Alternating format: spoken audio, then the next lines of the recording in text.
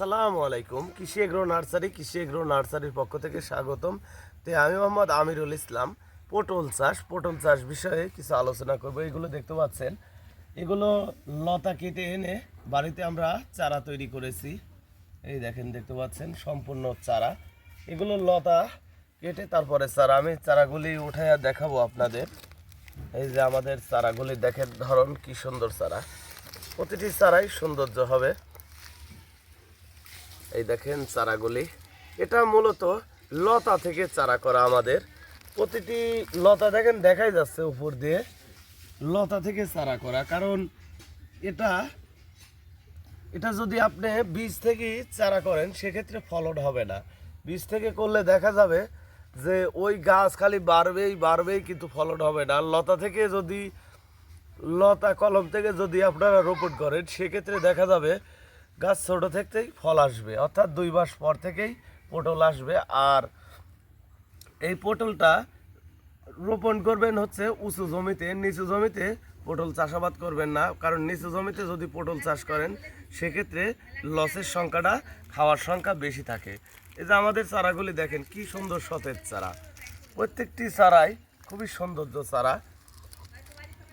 আর আপনাদের জাত যদি ভালো হয় সেক্ষেত্রে ফলনও হবে দ্বিগুণ, আর জাত যদি খারাপ হয় সেক্ষেত্রে ফলন ভালো হবে না। আর পটলের ক্ষেত্রে আপনার হচ্ছে একটা আছে লম্বা জাত, একটা আছে খাটো জাত, একটা আছে সাদা জাত, বিভিন্ন জাতের হয়। সেক্ষেত্রে আমার কাছে 2 ধরনের পাবেন, একটা হচ্ছে লম্বা আর একটা হচ্ছে কালো। আমরা 2 ধরনের চারা করে থাকেছি। দেখেন ওভারকার একটা প্রজেক্টে দেখান, ওখানে আছে হচ্ছে খাটো জাতের চারা আছে, আর এখানে হচ্ছে লম্বা জাতের চারা। মানে সম্পূর্ণই ভাগ আলাদা আলাদা করে নেওয়া আছে। আর এটা লাগাতে হবে লাইনে হচ্ছে 2 হাত পর পর, এক লাইন থেকে আর এক লাইন 5.5 হাত। তাহলে এভাবে রোপণ করলে বিঘাতে 550-600 চারা রোপণ করতে হবে।